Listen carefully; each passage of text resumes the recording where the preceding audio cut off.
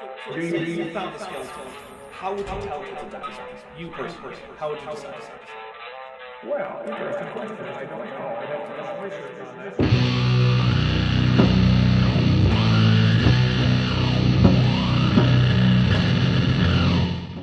Hey there YouTube, the Dapper Dinosaur here. Today I'm wearing some very fancy feathers thanks to a generous donation for that purpose. So unless by the time you watch this, we've already hit that mark, if you want to see my proto feathers get more advanced, the next funding goal is 120 US in a single stream or video. And I'll put these scientifically inaccurate proto feathers back on, and then some. Anyway, that's not what anyone is here for. Let's talk about Dan Biddle, who just finished lying about transitional fossils when last we heard from him. Basically, paleontologists are coming out admitting, well, this thing that we thought was a transitional species is just a bird, it's a perching bird, and no amount of paleobabble is going to change that. Man, it's Alan Fiducia. Drink! I've already covered this in depth, so let's just reuse some of that footage because I'm a lazy hack fraud of a YouTuber. Except no, it didn't have a perching foot. The apparently inverted digit 1 on the pes of the London specimen was a taphonomic artifact. That being said, Archaeopteryx probably did spend a lot of time in the trees, but it probably used both its hands and feet to clutch onto trunks or large branches. While it does have a larger than average wishbone, or more properly, furcula, compared to other theropods of its size, it's not nearly as derived as we see in even relatively primitive birds like groundfowl. It's basically the same shape as the furcula of a Tyrannosaurus rex. It's actually far more basal than you might expect, given how outwardly bird-like Archaeopteryx would look. Having basal non-bird traits is what we should expect to see in a transitional fossil. That's what makes it transitional in the first place. Archaeopteryx had a long bony tail with no picostyle, it had thecodont teeth, it had no keel on its sternum, it had unfused wing fingers, it had a dewclaw like hallux rather than an inverted one like a perching bird. It also had a hip that was more or less identical to Velociraptor, and not very much at all like those of modern birds. I mean, this is precisely what you'd expect to find if birds evolved from dinosaurs. You'd see animals with many more basal traits mixed in with some derived avian traits. And Tiktaalik, that little creature that they thought was eventually growing flippers and going out of the sea life and going on to land. Let's be clear, it's famous because it's morphologically intermediate between basal fish-like Eotetrapodiformes and early tetrapods, which it manifestly is. It is among the most basally branching stegocephalians, a group that includes all land animals with 4 limbs and a backbone, but also includes much more fishy animals like Tiktaalik.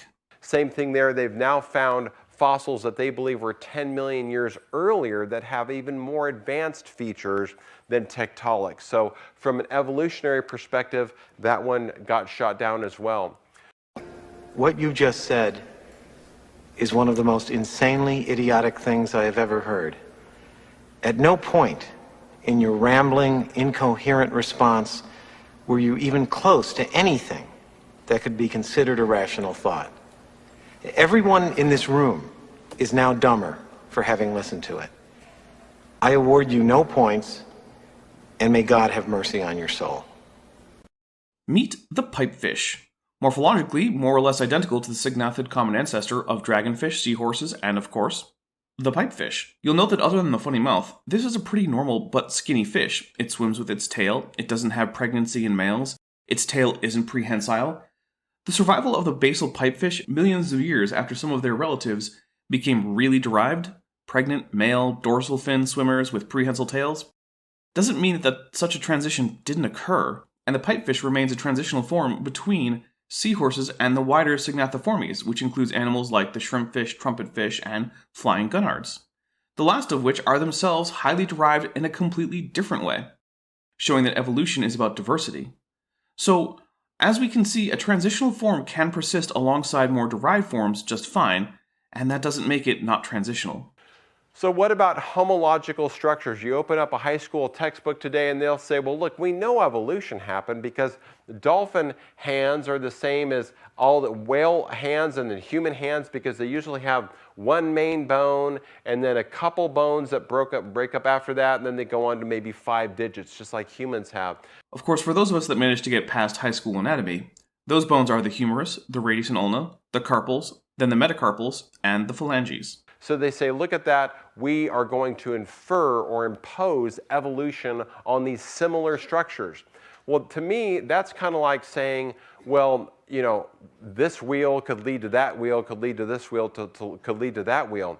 Well, since cars aren't organisms that reproduce with variable genetics, leading to what all of us, even Dan Biddle, acknowledges as descent with modification, pointing to cars is irrelevant. If you're God and you're going to design all these creatures, and creatures need to locomote, they need to go around in the sea or get around on land, they're going to need flippers and fins or hands. So it's a common design thing, not evolution at all. Oh, okay. So whale flippers and ray-finned fish flippers should have about the same skeleton, same for bat wings and bird wings and pterosaur wings. And the same for, say, horse legs, the cheetah legs, ant legs. Weird how that isn't at all the case, since, they have different designs. Do they perhaps have different designers?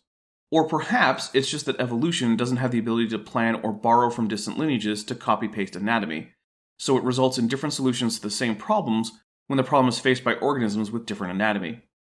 But even so, the forms these organs take are based on the ancestral forms because evolution can't simply abandon the basic anatomy of an organism. This is why all tetrapods have the exact same limb bones, but why in pterosaurs, bats, and birds, and Scansoriopterigids, we get the same bones in quite different configurations, all to achieve the same goal, flight.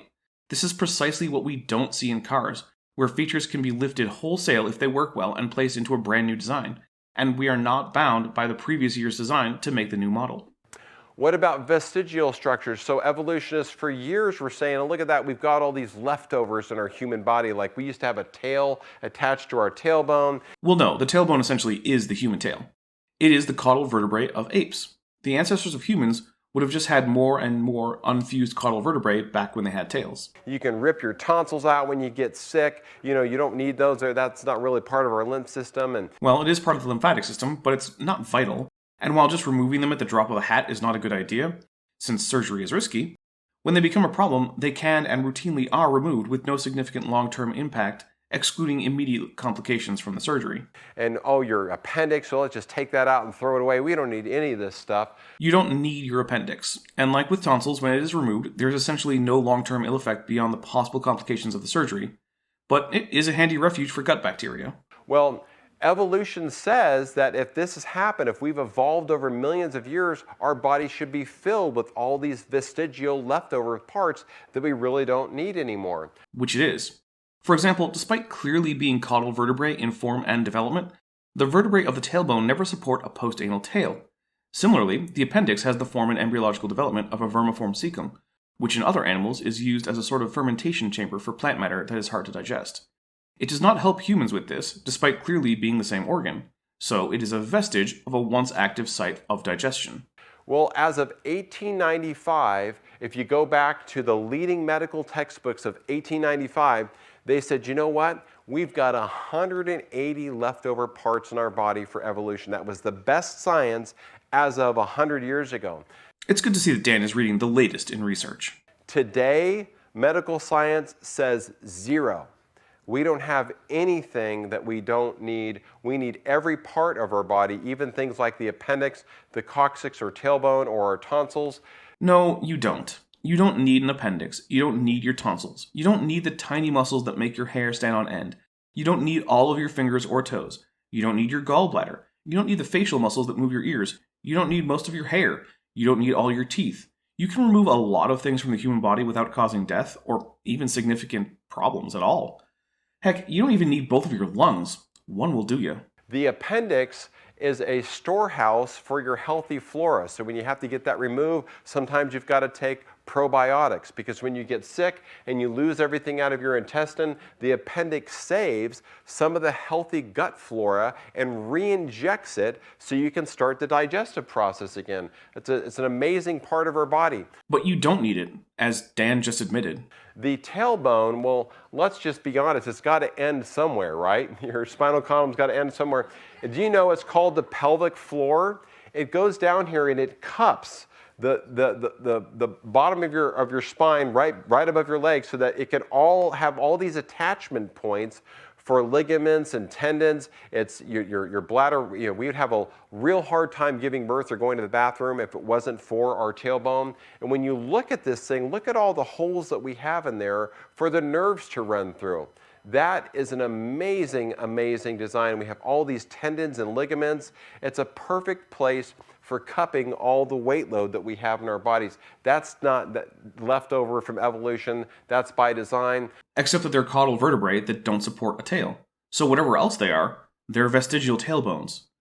Vestigial doesn't mean has no function. It means an organ has reduced or no function at the original function of the organ. So the coccyx doesn't do the tail thing at all, so it's a vestigial tail.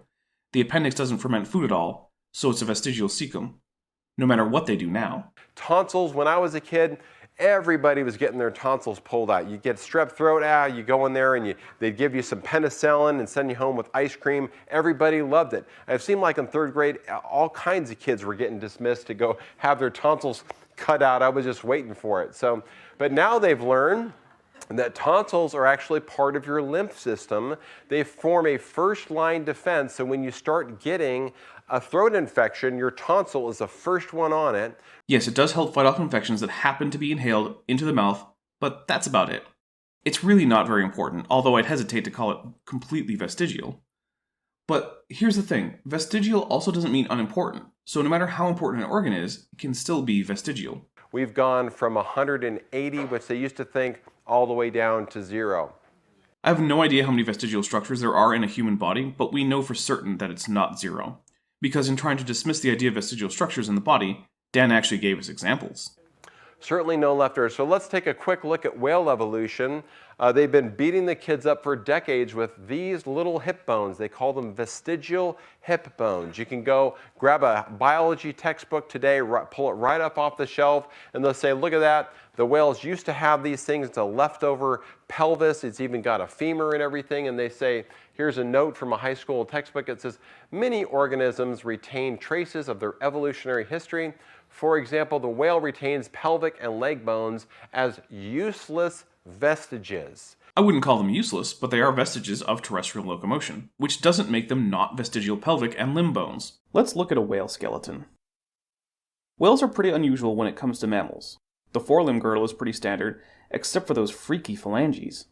But it does appear that whales lack a pelvis, at least in an ordinary sense. Those little bones here are the whale's pelvis, femur, and a lower leg bone, probably a tibia. Only the pelvis is really what we're talking about. But most of what I say about the pelvis will also apply to the leg bones. Okay, well, how do we know that's what they are then? For this, we will have to dig into evolutionary developmental biology, or Evo-Devo as it's called. You've probably heard of Ernst Haeckel and his embryo drawings. He came up with the law that ontogeny recapitulates phylogeny, which is to say that as an animal grows from a zygote, it passes through the adult forms of its evolutionary ancestors.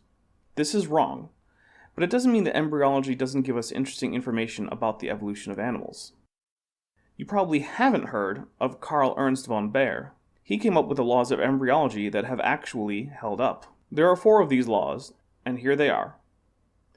The more general characters of a large group appear earlier in the embryo than the more special characters.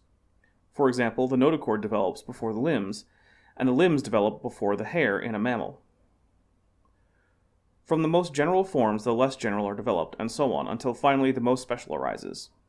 Embryos tend to look pretty similar early on, and diverge into specialized forms revealing their adult identity later. Every embryo of a given animal form, instead of passing through the other forms, rather becomes separated from them. Contrary to Haeckel's so-called law, animals do not pass through the adult stage of other forms. Rather, they diverge from the embryonic forms of such animals. The embryo of a higher form never resembles any other form, but only its embryo. For example, a human embryo never looks like an adult fish or lizard, but it does look like a fish embryo and a lizard embryo at certain points of development. Embryos develop according to instructions from certain regulatory genes, such as homeobox genes, that give signals causing cells to do one of a small number of things. Embryonic cells can divide, or grow, fold, undergo apoptosis or die, and finally differentiate into particular cell types like neurons, muscle cells, or osteocytes. Essentially, these instructions are more like the folding diagram for origami than the blueprints for a house. They choreograph a dance of growth, change, and death, rather than being a representation of the final product. Because different animals start off as similar embryos, and the time when their embryos start to differentiate gets later the more similar the animals are, we can use embryology to check to see what parts of an animal are homologous. Homologous structures are essentially the same feature in different organisms. So your radius and ulna are homologous to the radius and ulna in a whale, a bird, a horse, a lizard, or any other tetrapod. We know this not just because the bones are in about the same place and arrangement in all tetrapods, but also because they all develop from the same embryonic structures in the anterior limb buds. This is important because it means that from a structural standpoint, the only difference between different animals is how long and when certain features develop and grow.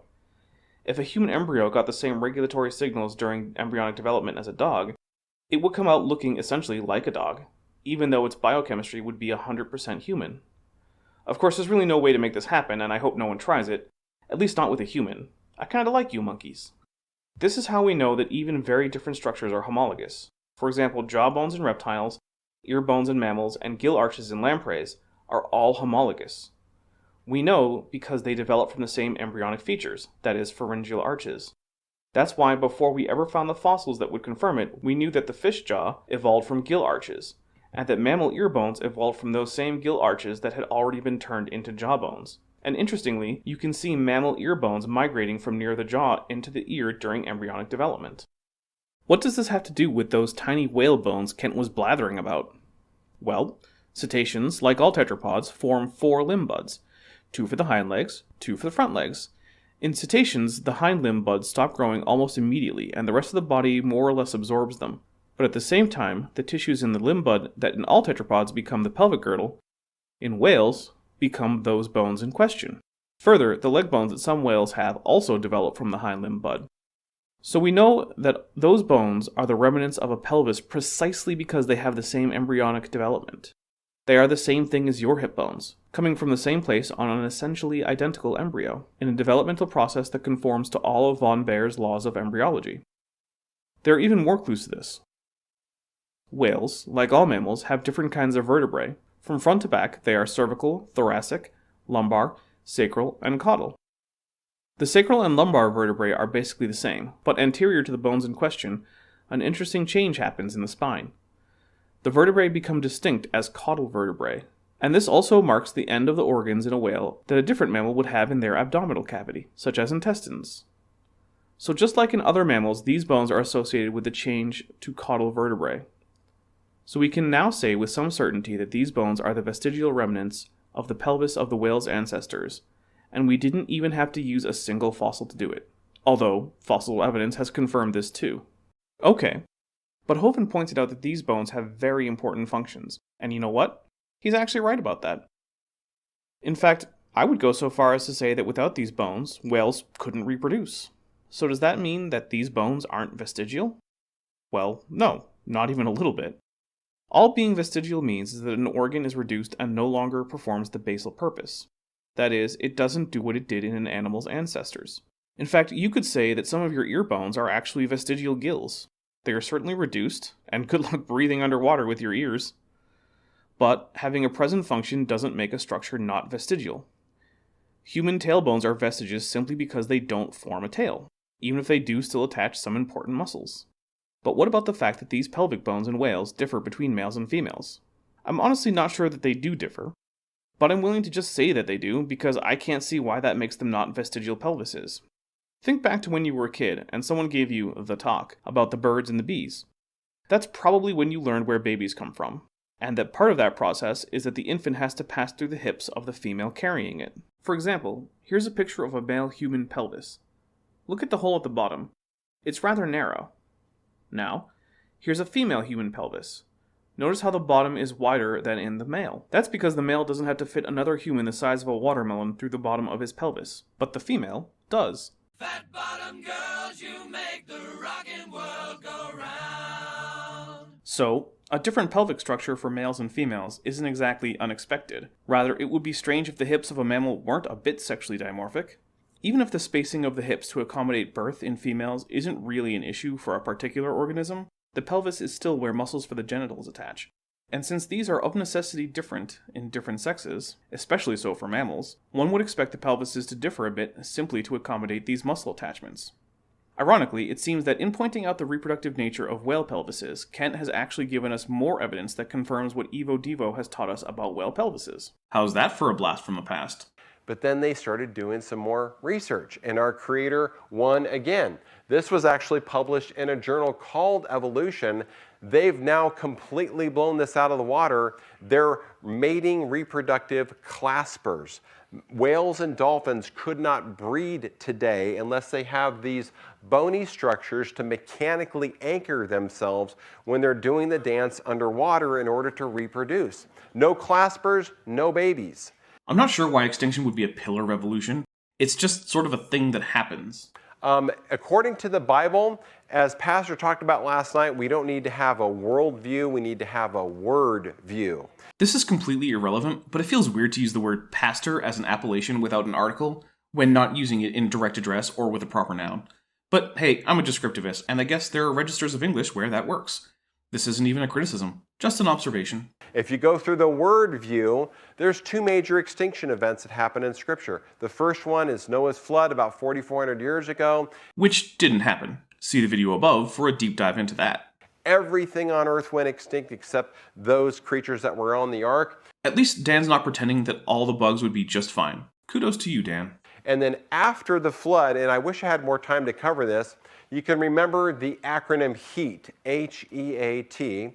After the flood, with all this tectonic activity that began, like Scripture said, the fountains of the great deep burst open, that created hot oceans, which created E for evaporation, and then we have aerosols from all the volcanoes blowing up from subduction-related tectonic or volcanic activity, and these aerosols block the sun, creating a perfect condition for the one single ice age that we had. Well, since the flood didn't happen, and it's in flat Earth territory in terms of plausibility, it can't be an explanation for any ice age. But I do think it's important to note that this means that after the arc, we only have about 300 years to reach ice age biodiversity, which is greater than current biodiversity. So let's keep that in mind anytime we think that young Earth creationists have 6,000 years or so to reach modern diversity. They, in fact, have a 20th of that time to reach even higher diversity. Two major extinction events. And let's see if we can have the video play on this one. Let's see if we can grab some sound, and then we'll wrap up. Evolution holds that dinosaurs evolved 220 million years ago and died about 65 million years ago from any of a number of possible extinction events. But the Bible teaches that all land animals, including dinosaurs, were created on the sixth day of creation, just thousands of years ago. Either the Bible isn't really teaching that, or it's wrong. I don't care which option you choose, but those are the only options available to us. And they were all named by Adam just before God handed over his completed creation to Adam and Eve. There isn't enough time in a day to name all the animals. Sorry. This also is impossible as an actual event, just like the flood. Then, about 4,300 years ago, the entire world was deluged by Noah's flood. Something the pre-existing Egyptian civilization managed to survive just fine. In fact, so well that they found the flood so unremarkable they didn't even mention it in their history or mythology. And the dinosaurs, along with billions of other creatures, were wiped out. Let's take a quick look at some evidences that show that the biblical account might actually be true. First, dinosaurs are cleverly designed.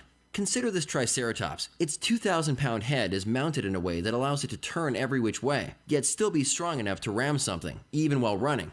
Okay. What about massive sauropods with weight-bearing systems from hip to toe that allow its 200,000-pound body to even walk, and neck vertebrae that are 90% filled with air so it can lift up its head? What about them is that they're cool. Next, there's the absence of dinosaur ancestors and transitions. Whoop, except that those things aren't absent. We have not quite dinosaurs like Ligurpitids and Silosaurs. We have transitions within Dinosauria, like the Protoceratopsid, Coelosaurus, the prosauropod grade dinosaurs, etc., etc. Even the Chicago Field Museum sign admits there have been 0 transitions between dinosaur kinds. No, it doesn't. What it's doing is not putting down taxa at the nodes of a phylogenetic tree, because that's not how you build those. I'm sorry that science doesn't work the way Dan wants it to, but that's just how it is.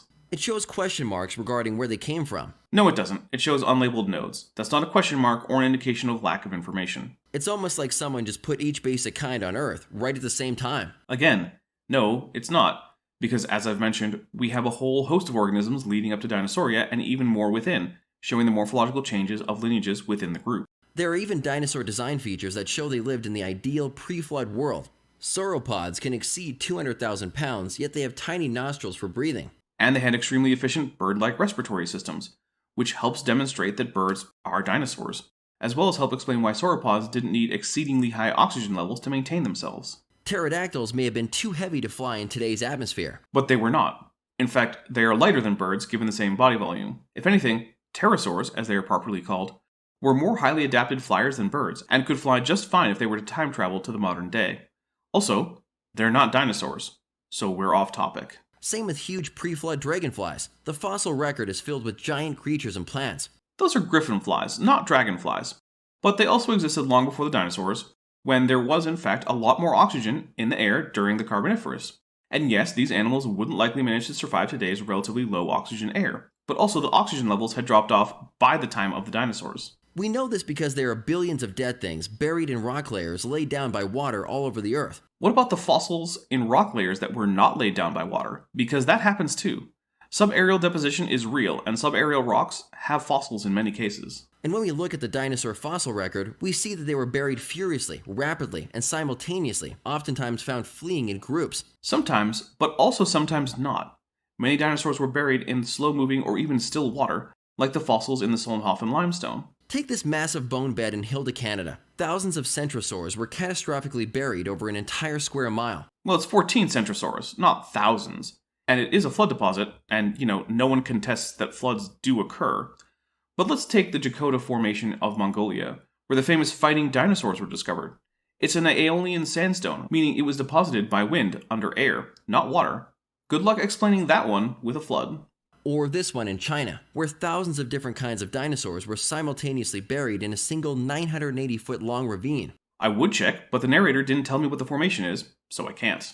There are hundreds of dinosaur bone beds all over the world, including the US, where the Morrison Formation covers 13 states and 700,000 square miles. And basically none of it is flood deposits. Thousands of torn-apart dinosaurs are buried here in hundreds of mass graves, with many found in the classic death pose with their necks arched back, choking as they died. Were they torn apart and shredded, or were they articulated and in the death pose? Those can't both be true about the same fossil. But that is not a perimortem pose, it's a postmortem pose that is acquired as the tendons tighten after death, and it can be produced in modern dinosaurs by letting them decay in water. Museum signs everywhere even admit they died in a watery catastrophe. Well, some of them did, because floods happen. Some dinosaurs are even found mummified, with tree leaves, flowers, ferns, shrubs, and algae still in their stomach. Okay, so careful, nearly perfect preservation is what happens in a flood. But so is the animal getting shredded and torn apart. Man, this is a weird flood. In fact, neither is usually a direct result of a single flood. The shredding effect usually happens as a secondary flood after animals are already rotting for months, or years after another flood, and then the remains are washed into a new location and settle into a graded bone bed. In terms of exceptional preservation, it's almost always a result of a slow deposition in an anoxic environment, basically the exact opposite of a flood. Dinosaurs are even found buried with marine creatures. Isn't a global flood the best explanation for this? No, because rivers carry corpses out to sea routinely. No flood required. Scientists have been discovering soft tissue in dinosaur bones. They describe blood cells, blood vessels, connective tissue, and even collagen, which has a maximum shelf life of about 900,000 years at 40 degrees. But in the proper conditions, it can last as a molecular fossil more or less indefinitely. With a maximum shelf life of less than 1 million years, what's collagen doing in dinosaur bones that are supposedly 65 million years old? It has a longer shelf life. Problem solved. I mean, either that or known preservation mechanisms for collagen are fake, and so is basically all of chemistry and physics. I think the more likely explanation is that science is right, collagen can last more or less forever in the right conditions, and the Earth is old, rather than that all of science is just completely wrong. Many dinosaur bones are even found unfossilized in places like Madagascar, Alaska, and Montana. But it's not even really clear what they mean by unfossilized, since there are many ways things become fossilized, and they don't specify what they mean. Does this evidence seem to support the Bible's recent and violent flood, or evolution stories? It supports evolution completely and unequivocally. But that's it. That's the last argument in the presentation. Thank you everyone for watching. Please do remember to like the video and subscribe to the channel. And also make sure to use the bell icon and turn on all notifications so you're always notified when there's more Dapper Dino content. I'm the Dapper Dinosaur. I just want to take a second to thank my channel members and patrons, especially those pledging $20 and above. Bob Knob, Benthoven, Ian Chen, Sphincter of Doom, The Venerable Bede, Patrick Dennis, and Res Instance. My channel members and patrons help make this channel possible, and without their support, this channel really wouldn't exist. If you would like to help support the channel as a member or patron, there are links in the description to both join the channel as well as join the Patreon.